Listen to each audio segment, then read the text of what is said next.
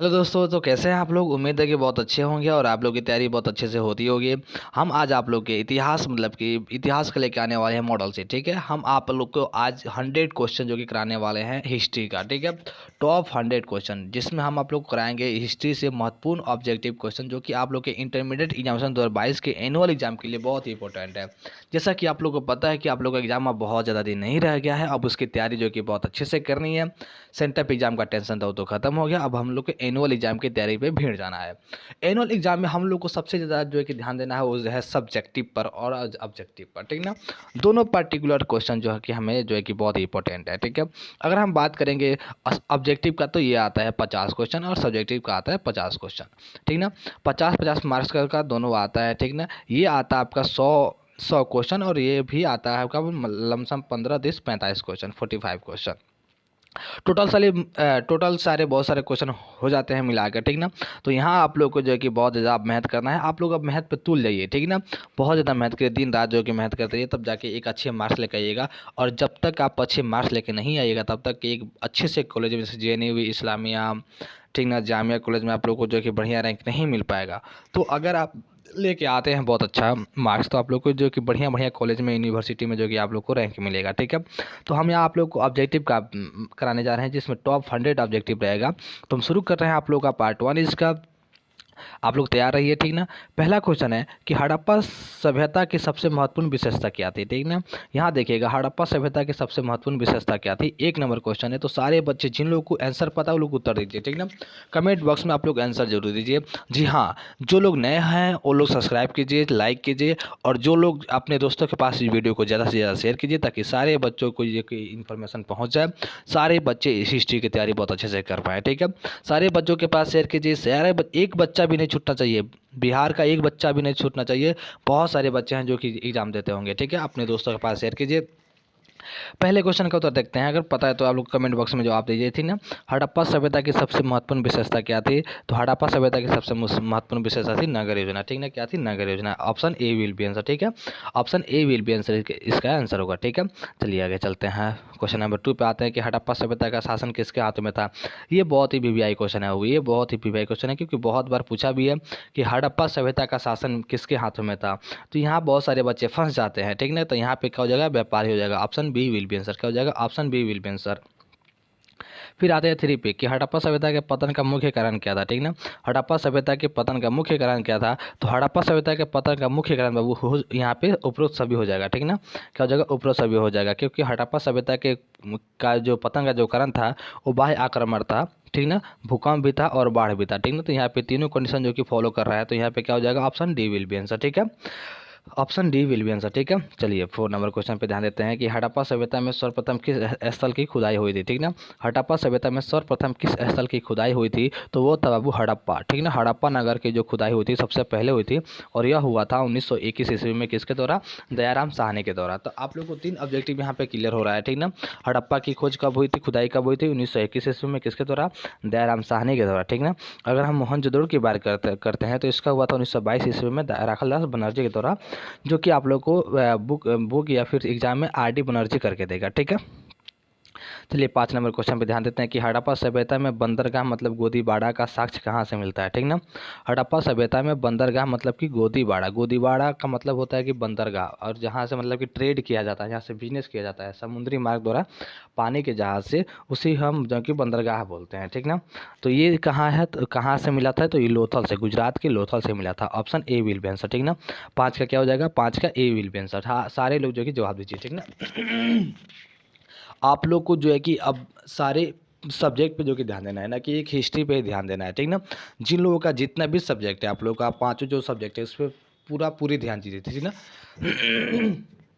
चलिए आते हैं 6 नंबर क्वेश्चन कि मौर्य काल में टकसाल के प्रधान को क्या कहा जाता था। ठीक ना, मौर्य काल में टकसाल के प्रधान को क्या कहा जाता था। तो मौर्य काल में टकसाल के प्रधान को पनाध्यक्ष कहा जाता था। क्या, पनाध्यक्ष कहा जाता था। ठीक ना, option C will be answer. 6 का क्या हो जाएगा, 6 option C will be answer. ठीक है, 7 नंबर देखिए क्वेश्चन कि मौर्य वंश की राजधानी कहाँ थी। ठीक ना, मौर्य वंश की राजधानी कहाँ थी। तो मौर्य वंश की राजधानी पाटलिपुत्र थी। ठीक ना, क्या था, Pataliputra. Option B will be answer. ठीक है, चलिए 8 नंबर क्वेश्चन पर ध्यान देते हैं कि मौर्यकालीन राज्य कलिंग कहाँ स्थित था, ठीक ना। मौर्यकालीन जो राज था कलिंग कहाँ स्थित था, तो वह कलिंग था आपका उड़ीसा में, उड़ीसा जिसकी राजधानी आज भुवनेश्वर है, ठीक ना, उड़ीसा जिसकी राजधानी आज भुवनेश्वर है। तो मौर्यकालीन में जो राज था एक कलिंग नाम का, ठीक ना, जिसमें कलिंग वार भी हुआ था, आप लोगों को पता होगा 261 ईसा पूर्व BC में अशोक के द्वारा हुआ था। तो ये कहाँ था, उड़ीसा में, ठीक है। मौर्य प्रशासन में संहर्ता कौन था, ठीक ना, संहर्ता कौन था, ठीक ना, तो राजकीय कर संग्रह अधिकारी को हम लोग मानते हैं, option B will be answer, राजकीय कर संग्रह अधिकारी को मानते हैं, ठीक ना, 9 का बी विल बी आंसर, ठीक ना। मौर्य काल में ब्रह्मदेव क्या था, ठीक ना, मौर्य काल में ब्रह्मदेव था आपका भूमिदान था, ठीक ना, ऑप्शन क्या हो जाएगा, option C will be answer, 10 का क्या हो जाएगा, 10 का C will be answer. Maurya काल में ब्रह्मदेव क्या था, मतलब कि ब्रह्मा को देने की क्या कौन सी चीज़ें थी, इसमें भूमिदान था, ठीक ना, क्या था, भूमि था, ठीक है। चलिए आते हैं 11 नंबर क्वेश्चन पे कि अशोक ने महेंद्र और संघमित्रा को धर्म प्रचार के लिए कहाँ भेजा था, ठीक ना। अशोक ने महेंद्र और संघमित्रा को धर्म प्रचार के लिए कहाँ भेजा था, तो सबसे पहले आप जानिए कि ये महेंद्र और संघमित्रा कौन थे, ठीक ना, तो ये दोनों अशोक के पुत्र एवं पुत्री थे, ठीक ना, अशोक के पुत्र एवं पुत्री थे महेंद्र और संघमित्रा, और इनको भेजने के लिए कहाँ भेजा था, श्रीलंका भेजा था, कहाँ पे, Sri Lanka, option D will be answer, ठीक ना। कहीं कहीं बाबू आप लोगों को सिन्हली द्वीप देगा, ठीक ना, कहीं कहीं आप लोगों को सिन्हली द्वीप देगा, जो कि वो भी सही है, क्योंकि श्रीलंका को हम लोग सिन्हली द्वीप के नाम से जानते हैं, option D will be answer इसका होगा, ठीक ना। आप लोग कमेंट सेक्शन में जवाब दीजिए, ठीक ना। और हाँ हम आज भी फिर हम आप लोग को ये सजेस्ट कर रहे हैं कि सिर्फ हिस्ट्री नहीं, सारे सब्जेक्ट का पे ध्यान दीजिए, सारे सब्जेक्ट पे, ठीक ना। कोई पढ़े या कोई पढ़ाए या ना पढ़ाए, चाहे क्या होता है कि इकोनॉमिक्स और साइको का पढ़ाई कहीं नहीं होता, चाहे यूट्यूब चैनल हो, चाहे कोचिंग हो, चाहे ऑफलाइन या ऑनलाइन, ठीक ना। आप लोग को जी यहाँ पे ध्यान देना है अपने से, ठीक ना, अपने से जो कि ध्यान देना है, अपने से केस पेपर खरीदिए, पढ़ाई कीजिए, ठीक ना, किसी के भरोसे ना बैठिए, ठीक है। चलिए अशोक किस वंश का शासक था, ठीक ना, अशोक किस वंश का शासक था, 12 नंबर क्वेश्चन है कि अशोक किस वंश का शासक था, तो अशोक मौर्य वंश का शासक था, option C will be answer होगा, क्या हो जाएगा, option C will be answer, Ashoka Maurya वंश का शासक था, ठीक है। 13 नंबर क्वेश्चन है कि अशोक किस बौद्ध भिक्षु के प्रभाव में बौद्ध बन गया था, ठीक ना, अशोक जो है कि किस बौद्ध भिक्षु के प्रभाव में जो है कि बौद्ध बना था, तो वो था उपगुप्त, ठीक ना, कौन सा हो जाएगा, Upagupta, option A will be answer, Upagupta के प्रभाव में अशोक जो है कि क्या बन गया था, बौद्ध बना हुआ था, ठीक ना। चलिए 14 नंबर क्वेश्चन पे ध्यान देंगे कि मौर्य कालीन में कलिंग की राजधानी कहाँ थी, ठीक ना, मौर्य काल में कलिंग की राजधानी कहाँ थी, तो अगर हम बात करते हैं कि मौर्य काल में, अगर हम बात करते हैं मौर्य काल में कलिंग की राजधानी, तो वो था तोबली, ठीक ना, क्या था, तोबली, option C will be answer हो जाएगा, option C will be answer हो जाएगा, ठीक है। चलिए बहुत अच्छा, आप लोग अपने दोस्तों के पास शेयर कीजिए, लाइक कीजिए, सब्सक्राइब कीजिए, नए लोग जो लड़के नए जुड़ रहे हैं, ठीक ना, जो लड़के नए जुड़ रहे हैं वो चैनल को सब्सक्राइब जरूर करिए, ताकि पता चले आप लोग को, ठीक ना, कि कब कब हमारा नोटिफिकेशन आप लोग के पास पहुंच जाएगा, ठीक ना। आर्यभट्ट कहाँ का निवासी था, ठीक ना, अगर हम बात करते हैं आर्यभट्ट का, तो आर्यभट्ट कहाँ का निवासी था, तो आर्यभट्ट था पाटलिपुत्र का, ठीक ना, आर्यभट्ट था पाटलिपुत्र का, ठीक ना, 15 का क्या हो जाएगा, 15 का ए विल बी आंसर, ठीक है। भारत का प्रथम नगरीकरण कब हुआ था, ठीक ना, भारत का प्रथम नगरीकरण कब हुआ था, मतलब कहने का ये मतलब कि वह कौन सा सभ्यता था या फिर कौन सा काल था जो भारत में नगर के काल को जाना जाता था, ठीक ना। तो आप लोग को बता दें कि हड़प्पा जो काल था हमारा, जो हड़प्पा सभ्यता था वो नगरीय सभ्यता था, ठीक ना, तो हम इसी को मानते हैं हड़प्पा काल, ठीक ना, हड़प्पा नगरीय सभ्यता था, ठीक ना। आप लोग को एक और क्वेश्चन पूछ देगा बाबू कि नगरीय सभ्यता हड़प्पा किस प्रकार की सभ्यता थी, तो हड़प्पा जो है कि नगरीय सभ्यता थी, ठीक ना। आप 17 नंबर क्वेश्चन पे ध्यान देते हैं। 17 नंबर क्वेश्चन है कि गीता रहस्य किसकी रचना है, ठीक ना, गीता रहस्य किसकी रचना है, ठीक ना, गीता रहस्य किसकी रचना है, ठीक है, ठीक है, कि गीता रहस्य किसकी रचना है, ठीक ना। 17 नंबर क्वेश्चन पे ध्यान देंगे कि गीता रहस्य किसकी रचना है, तो ये हो जाएगा बाबू बाल गंगाधर तिलक की, किसको जाएगा, बाल गंगाधर तिलक की, जी हाँ, option B will be answer, ठीक है, option B will be answer, ठीक है। चलिए 18 नंबर, जितने लोगों को पता है जल्दी आप लोग कमेंट बॉक्स में जवाब दीजिए, ठीक है। 18 नंबर क्वेश्चन गीता के महत्व पर किसने विचार व्यक्त किए हैं, ठीक है, गीता के महत्व पर जो है कि किसने किसने विचार व्यक्त किए हैं, तो बताते बाबू कि गीता आप लोग का जो कि धर्म ग्रंथ है, ठीक ना, इस पे जो कि विचार व्यक्त महात्मा गांधी भी किए हैं, विवेकानंद भी किए हैं, बाल गंगाधर तिलक ने भी किया है, तो तीनों जब कोऑर्डिनेशन जब फॉलो कर रहा है तो क्या हो जाएगा, option D will be answer, उपरोक्त सभी हो जाएगा, ठीक है। 19 नंबर क्वेश्चन पर ध्यान देते हैं कि मनुस्मृति के रचयिता कौन थे, ठीक ना, मनुस्मृति की रचयिता कौन थे, बता दें आप लोग को बाबू कि मनुस्मृति एक प्रकार का संविधान ही था जो कि हिंदू धर्म में प्रचलित था, ठीक ना, जो कि पुराने जमाने में लोग इसको फॉलो करते थे। मनुस्मृति पुराने जमाने में जो कि चलता था, जिसको डॉक्टर भीमराव अम्बेडकर जी ने इसे जो है कि अपने हाथों से इसको मतलब कि हटाया और भारत का संविधान जो कि लागू किया, ठीक ना। कल जो है कि 26 नवंबर था, कल 26 नवंबर था और कल संविधान दिवस के रूप में हम लोगों ने मनाया था, क्योंकि आपको पता होना चाहिए कि संविधान को हम लोगों ने कब 26 नवंबर 1949 में जो है कि हम लोगों ने इसे अंगीकृत किया था, ठीक ना। तो 19 का क्या हो जाएगा, मनुस्मृति की रचयिता कौन थे, तो 19 का क्या हो जाएगा, डी विल्बेंसर, मनु थे, कौन थे, मनु। ऑप्शन क्या हो जाएगा, ऑप्शन डी विल्बेंसर, मनु, ठीक ना। चलिए आगे नंबर क्वेश्चन पे आते हैं, महाभारत की रचना किसने की, ठीक ना।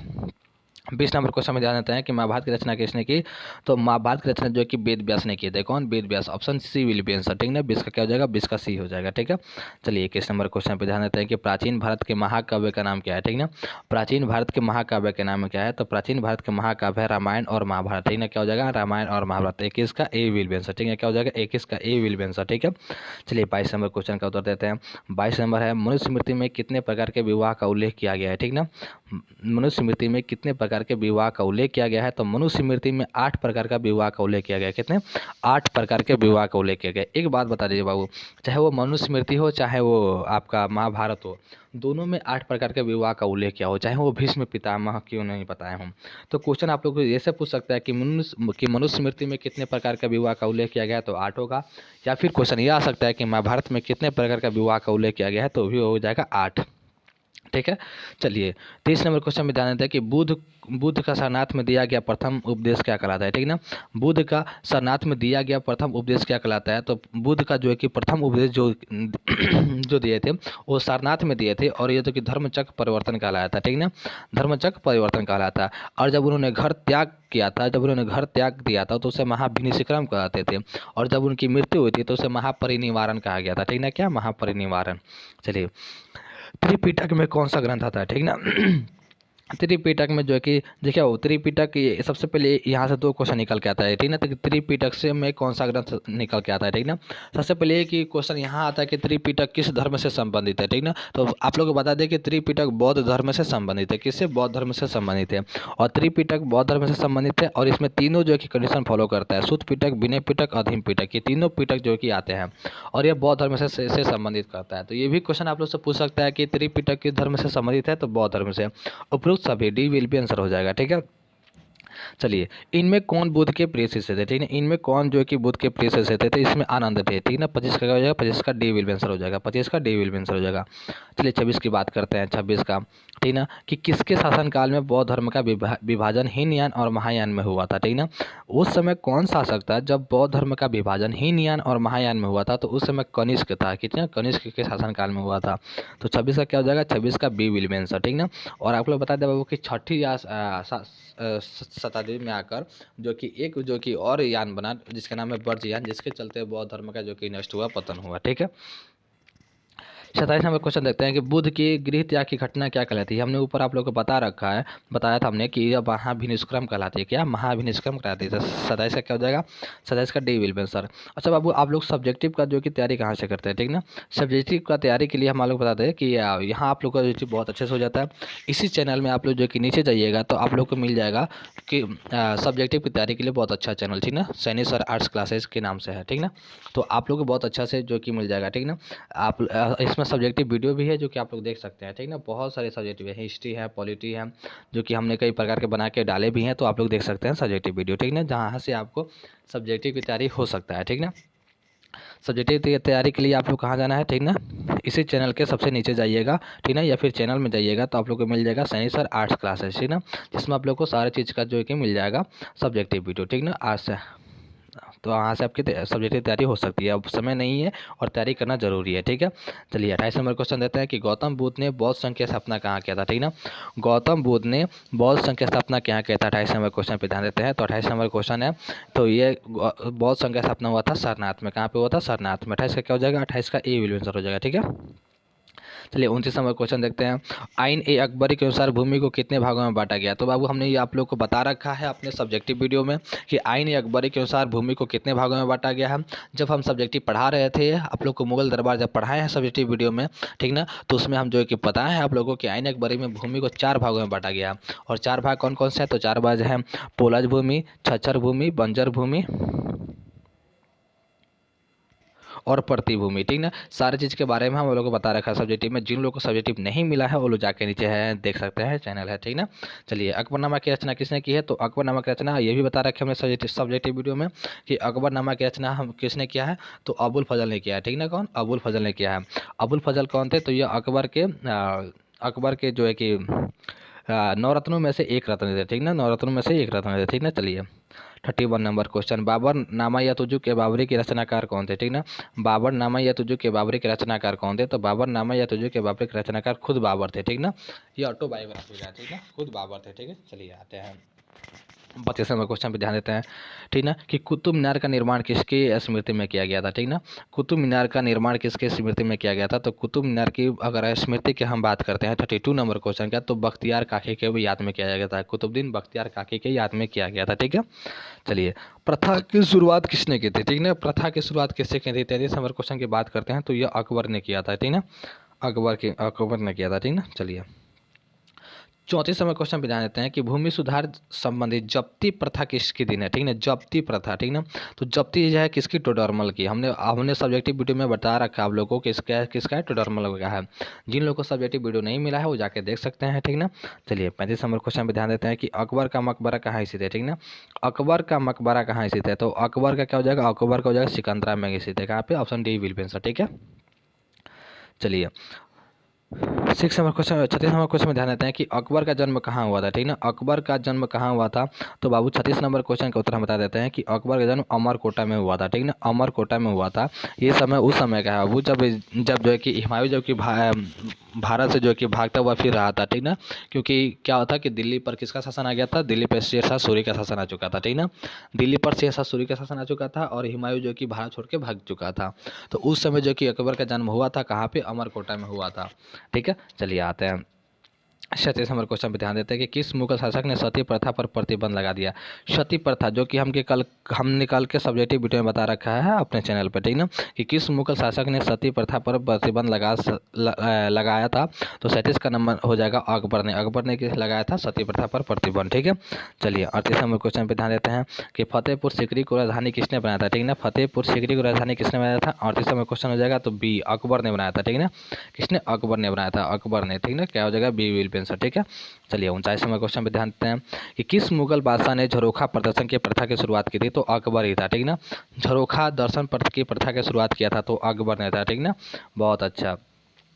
40 नंबर क्वेश्चन देते हैं कि किस मुगल बादशाह ने संगीत पर प्रतिबंध लगाया था, ठीक ना।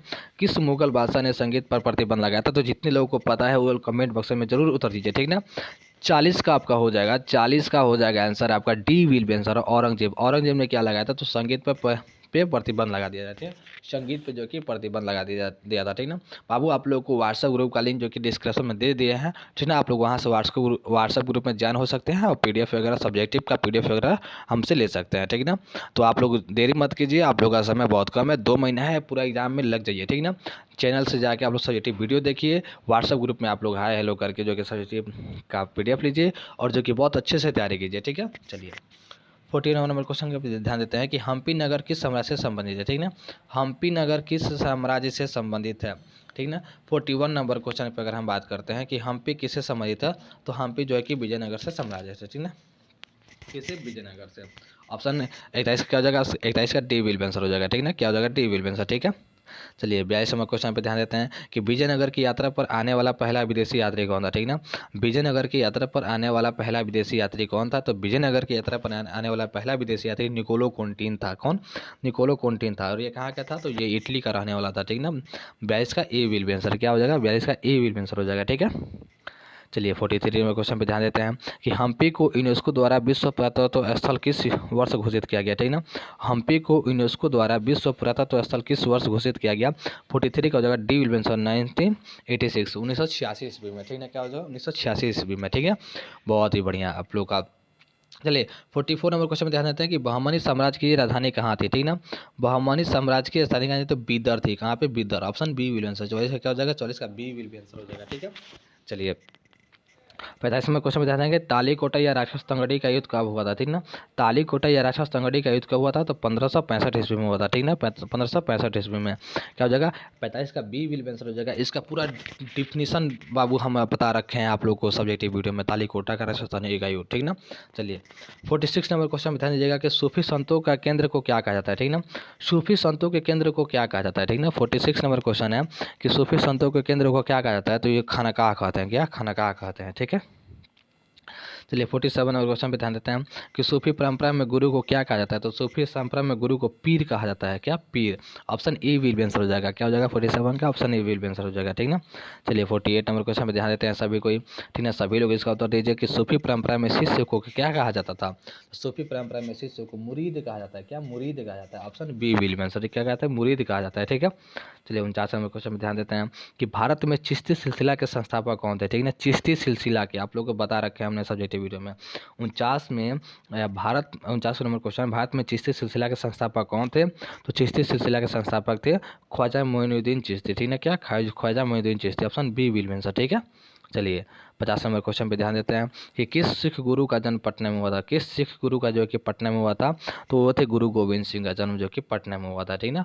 गुरु गोविंद सिंह जी का जन्म जो कि पटना में हुआ था। तो भाइयों को वीडियो आप लोग को बहुत अच्छा लगा होगा, ठीक ना। आप लोग ऐसे तैयारी में जुट जाइए, सारे लोग तैयारी में जुट जाइए, और आप लोग को हम जैसे बता रखे हैं कि सब्जेक्टिव वीडियो जाके देखिए, ठीक ना। बहुत अच्छा है, सारा वीडियो वहाँ अवेलेबल है आप लोग का, ठीक ना। सब्जेक्टिव वीडियो आप वहाँ से देख सकते हैं। डिस्क्रिप्शन में जो कि व्हाट्सएप ग्रुप का लिंक है, वहाँ से आप जो है कि PDF ले सकते हैं सारे सब्जेक्ट का, ठीक है। Thank you so much guys, आप लोग को इतना साथ देने के लिए थैंक यू सो मच।